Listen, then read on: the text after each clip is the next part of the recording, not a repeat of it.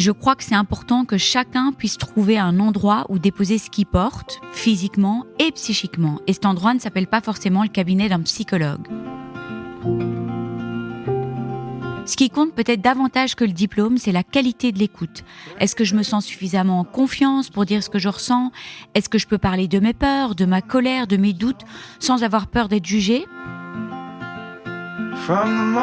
Ce qui est important, c'est qu'il y a un cadre. Pendant 1 heure, une personne est là uniquement pour vous écouter et elle est payée pour ça. Ce qui est essentiel, c'est de préserver la nature de nos relations. Quand toute une relation tourne autour de la maladie, on finit parfois par ne plus être un couple, 2 amis, un parent et son enfant. On devient celui qui souffre et celui qui écoute et ça peut devenir très déséquilibré. Bonjour, je suis Delphine Rémy et je vous accueille sur le podcast Naître princesse, devenir guerrière.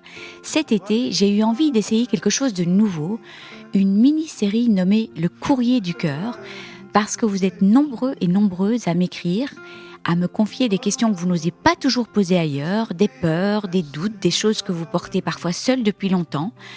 Alors j'ai eu envie de vous répondre autrement. Dans cette mini-série, je vais choisir quelques-uns de vos messages et y répondre de la manière la plus simple possible, presque sans script, sans prétendre avoir les bonnes réponses. Je ne suis ni psy, ni médecin. Je vais simplement vous répondre comme je le ferais à une amie en face de moi, autour d'un café, avec mon vécu, mon cœur, mes maladresses peut-être aussi, mais surtout avec beaucoup de tendresse. Parce que parfois, on n'a pas besoin de grandes solutions, ni de grands discours. On a juste besoin de se sentir un peu moins seul. Alors installez-vous confortablement et ouvrons ensemble le courrier du cœur. Cet été, dans le courrier du cœur, je réponds à vos messages les plus intimes. Alors je vais faire un petit rappel. L'épisode 1, c'était la plage, les maillots. Je ne pensais pas que ce serait encore aussi difficile. Le 2, on a parlé de sécheresse vaginale et vulvaire et des solutions.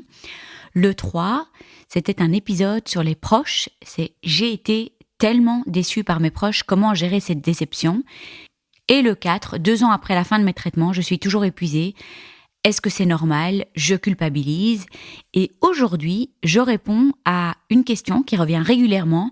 Faut-il aller voir un psy pendant et ou après une maladie grave et plus particulièrement un cancer ? C'est une question qui revient tout le temps sous différentes formes. Est-ce que j'en ai vraiment besoin ? Si je m'en sors bien avec mes proches, alors pourquoi payer quelqu'un pour m'écouter et pour parler ? Est-ce que ça veut dire que je vais pas bien ou est-ce que je vais pas encore plus craquer si je vais voir quelqu'un ? Ou alors j'entends mais ça va, je suis pas tout le temps déprimée. Et puis les générations peut-être plus anciennes, j'aime pas les psys ou les psys c'est plus pour les fous ou les personnes super dépressives. Moi ça va quand même. Alors est-ce qu'il faut aller voir un psy ? J'ai envie de vous répondre très simplement en vous disant non. Non, il ne faut pas aller voir un psy, et faux, je l'ai mis en majuscule, et j'insiste sur cette injonction parce que dans la maladie, on en reçoit déjà tellement. Il faut être fort, il faut se battre, il faut garder le moral, il faut manger ceci, éviter cela, il faut faire du sport, il faut méditer, et je ne sais quel autre il faut. Alors je n'ai pas envie d'ajouter une injonction de plus. En revanche, j'ai envie de dire que je crois qu'il est important que chacun puisse trouver un endroit où déposer ce qu'il porte, physiquement et psychiquement. Et cet endroit ne s'appelle pas forcément le cabinet d'un psychologue. Pour certaines personnes, ce sera un oncopsychologue, oui, parce qu'il est spécifiquement, ou il ou elle est spécifiquement formé à accompagner les personnes atteintes d'un cancer. Pour d'autres, ce sera un psychologue, un thérapeute, un coach, une personne qui pratique des soins de support, une infirmière avec qui le lien s'est créé naturellement, une masseuse, une socio-esthéticienne, un professeur d'activité physique avec qui on marche chaque semaine, une maison de ressourcement, un groupe de parole ou une association de patients, peu importe. Finalement, ce qui compte, peut-être davantage que le diplôme, c'est la qualité de l'écoute. Est-ce que je me sens suffisamment en confiance pour dire ce que je ressens ? Est-ce que je peux parler de mes peurs, de ma colère, de mes doutes, sans avoir peur d'être jugée ? Est-ce que je peux tout dire sans avoir le sentiment que je suis en train d'inquiéter quelqu'un ou devenir un poids ? Il y a une expression qui m'avait beaucoup marquée dans ce film que j'ai adoré, qui s'appelle « Je verrai tous vos visages », qui parle de la justice restaurative. À un moment, le détective décrit le psychologue comme un ami payant. Et cette formule m'a vraiment fait sourire parce que je la trouve assez juste. Évidemment, un psychologue ne remplace pas un ami, c'est pas la même relation, même si on peut développer une certaine amitié, entre guillemets, avec quelqu'un qui prend le temps de nous écouter, parfois chaque semaine, et sans nous juger. Ce qui est important de dire, c'est qu'il y a un cadre. Pendant 1 heure, la personne, elle est là uniquement pour nous écouter, et elle est payée pour ça. Vous pouvez y déposer vos peurs, vos larmes, votre colère, votre découragement, vos doutes, parfois même les questions et les mêmes questions semaine après semaine, sans avoir besoin de protéger la personne qui vous écoute. Et je trouve qu'il y a quelque chose de très rassurant dans ce cadre, et surtout c'est hyper clair, et c'est surtout très sain. Cette personne, elle est là pour ça, elle est payée pour ça, c'est son rôle et son métier d'accueillir cette parole, théoriquement sans jugement.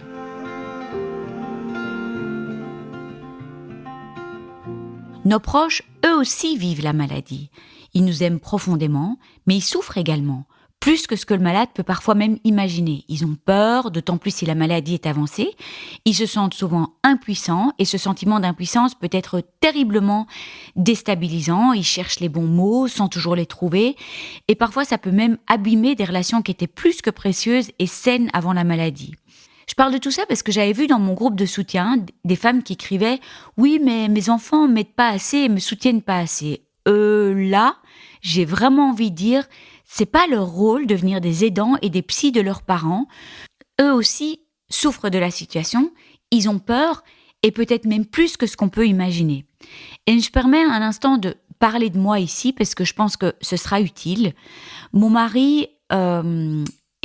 Dans les 5 langages de l'amour, j'imagine que vous connaissez ce livre qui a été traduit dans toutes les langues du monde entier, mais lui, il est plutôt dans les services rendus, pas vraiment dans le soutien émotionnel, et donc il était plutôt là pour tout ce qui était logistique, courses, organisation des repas, quand je pouvais pas le faire, et c'est son langage à lui. Et puis, il était un peu désarmé par certaines de mes peurs, et me disait tout le temps « ça va aller », ce qui n'était pas une réponse qui me faisait vraiment du bien.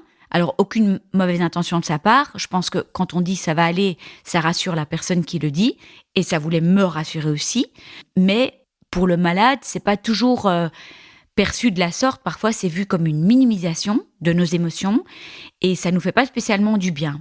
Le psy, lui, il entendra ça, et d'abord, son job, c'est pas de minimiser ce que le patient ressent, et donc il dira plutôt « j'entends, parlez-moi de cette peur, vous avez peur de quoi ?» Ce que Didier ne disait pas. Donc voilà, c'est pas son langage, ce soutien émotionnel. Je trouvais que c'était important d'avoir un endroit à l'extérieur de la maison où je pouvais déposer toutes ces peurs plutôt que de lui faire peur à lui. Et donc j'ai décidé de pousser la porte d'un monsieur qui fait du Reiki. Alors, les sessions, c'est un temps de parole et puis un temps de Reiki si on a envie. Parfois, les sessions, c'était que du temps de parole parce que j'avais besoin de déverser plein de choses. En plus, j'étais en train d'écrire mon livre à ce moment-là, donc ça remuait beaucoup, beaucoup de choses. Il y avait tous les traitements lourds, il y avait les opérations, il y avait la chimio. Et puis, voilà, je suis allée toutes les semaines et en fait, j'y vais encore alors que ça fait 7 ans que j'ai été diagnostiquée. Je vois ça presque comme une hygiène de vie. Un temps pour moi où je peux déposer tout ce que j'ai sur le cœur sans être jugée et en ayant des réponses qui me font du bien. Je voulais absolument éviter que le cancer soit un sujet principal à la maison. Alors, en toute honnêteté, j'avais pas de cheveux, donc évidemment qu'il est présent ce sujet. Et je voulais préserver la relation avec mon mari.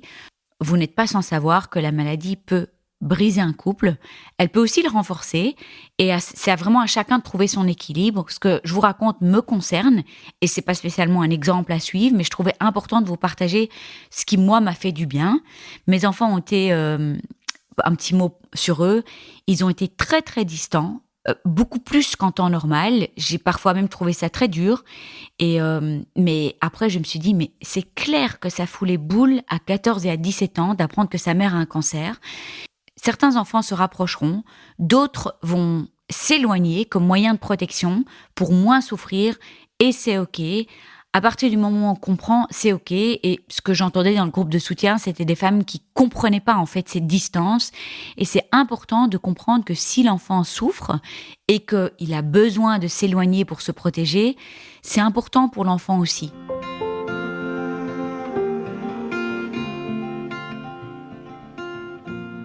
Donc sans même nous en rendre compte, on peut parfois faire d'un conjoint, d'un parent, d'un enfant ou d'une amie notre principal soutien émotionnel. Je dis pas qu'il y a une bonne ou une mauvaise manière de faire, je pense simplement que cette place peut devenir extrêmement lourde pour la personne. Cette personne ne porte pas seulement sa propre inquiétude, mais elle porte aussi la nôtre. Elle accueille nos peurs, notre colère, notre tristesse, notre découragement, parfois pendant des mois, parfois pendant des années. Et c'est beaucoup demander à quelqu'un dont c'est absolument pas le métier et qui en plus a un lien émotionnel qui est un peu dans le chemin en fait. C'est difficile de demander à cette même personne d'être notre seul soutien émotionnel. Et si je reviens sur des enfants, ils ont évidemment besoin qu'on leur parle, qu'on mette des mots sur ce qui se passe. Ils n'ont pas besoin qu'on leur cache parce que généralement, c'est naturel chez des enfants. Ils vont croire que ils ont fait quelque chose de mal ou ils vont peut-être imaginer pire. Donc, ils ont besoin qu'on les rassure autant que possible. Mais ils ne peuvent pas devenir les personnes qui portent toutes nos angoisses. C'est une responsabilité beaucoup trop lourde pour eux et tellement pas juste en fait. Et c'est vrai aussi pour un conjoint, pour un parent ou pour une meilleure amie. Je trouve important de préserver la nature de nos relations. Quand toute une relation tourne autour de la maladie, on finit parfois par ne plus être un couple ou deux amis, une mère et sa fille ou un père et son fils, ou je pourrais dire un père et sa fille. On peut devenir celui qui souffre et celui qui écoute et ça peut devenir très déséquilibré. Or, on a aussi besoin de continuer à être autre chose. De nouveau, c'est une question d'équilibre et de justesse et de cadre. Et donc, je ne dis pas que c'est bien ou mal de faire quelque chose, mais je dis que parfois, on a besoin de continuer à rire ensemble, à regarder un film, à partager un repas, à parler de vacances, des enfants, du jardin, de la météo, à vivre encore des moments où la maladie n'occupe pas toute la place. Je trouve que c'est plus sain de répartir cette charge émotionnelle. J'avais écrit ça et puis en fait, je me suis dit, oui, c'est vraiment ça, c'est répartir en fait cette charge émotionnelle. Et honnêtement, je pense que ça peut aussi soulager la culpabilité que le malade peut ressentir parfois à trop parler de sa maladie avec les gens qu'il aime. Donc déposer une partie de sa souffrance dans un autre espace permet parfois justement de préserver la relation. Ça permet que nos proches puissent continuer à être simplement nos proches.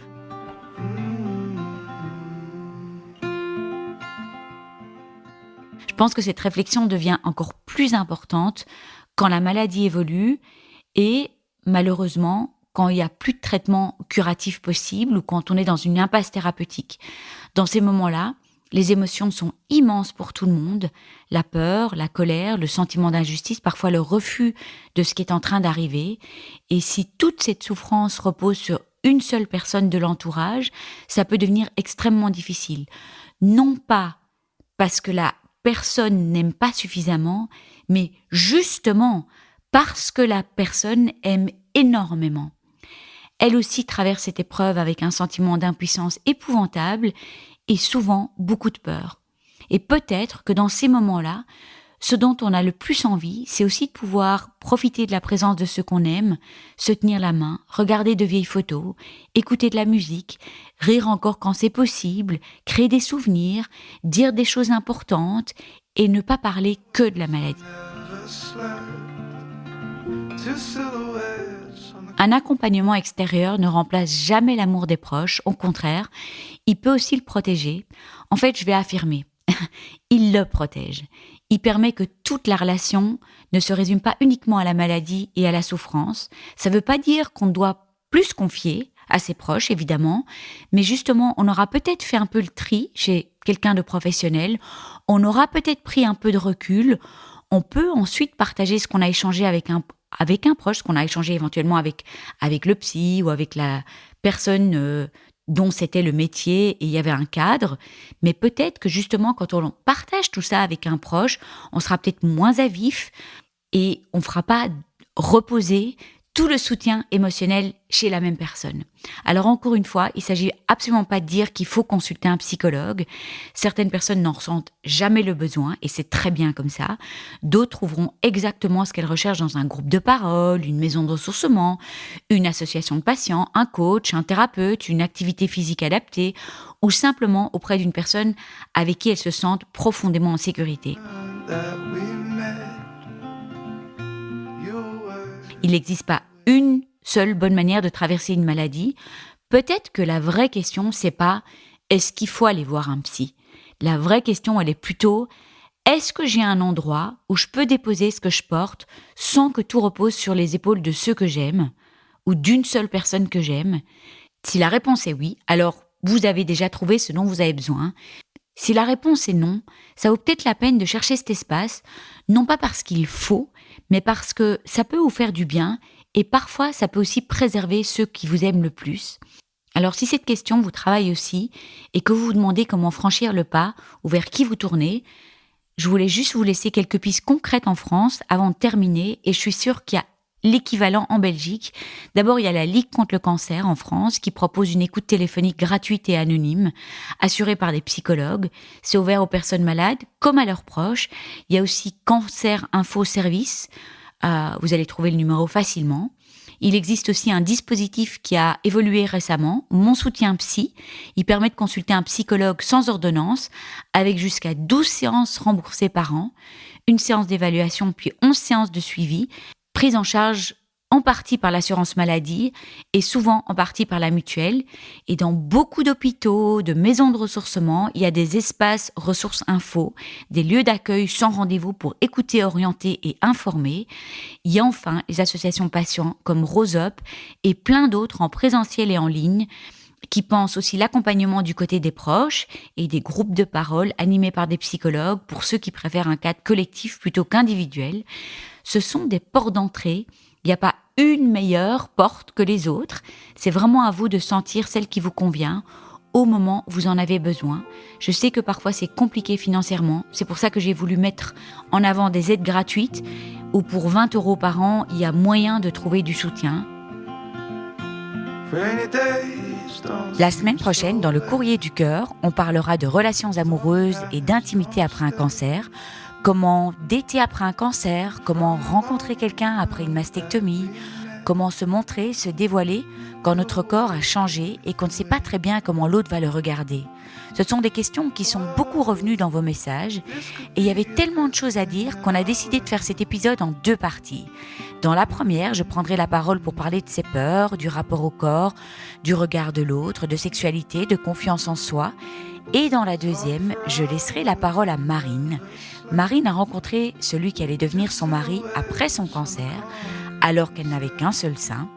Il a ensuite traversé avec elle toute sa reconstruction, physique, mais aussi psychique, d'abord comme son fiancé, et puis comme son mari. Et elle a des choses absolument extraordinaires à nous raconter sur leur rencontre, l'intimité, le regard de l'autre, et tout ce qui peut se reconstruire à deux. Je me réjouis énormément de vous retrouver la semaine prochaine pour cet épisode très particulier, en 2 parties, simplement parce qu'il y avait tellement de choses importantes à raconter. Prenez soin de vous. Si cet épisode vous a parlé, si vous êtes reconnu dans ces mots, sachez que vous n'êtes vraiment pas seul. Et si vous avez vous aussi quelque chose sur le cœur, une question, un doute, une situation compliquée, vous pouvez m'écrire en message privé, sur Facebook, sur Instagram, sur LinkedIn, par email. Je lis tout. Et peut-être que votre message fera partie d'un prochain épisode du Courrier du Cœur. Prenez soin de vous. N'hésitez pas à partager cet épisode si vous pensez qu'il pourrait faire du bien à quelqu'un, parce qu'on ne réalise jamais à quel point quelques mots justes, entendus au bon moment, peuvent donner ou redonner un peu d'espoir à une personne qui en a perdu. Je vous retrouve très vite dans un nouveau Courrier du Cœur.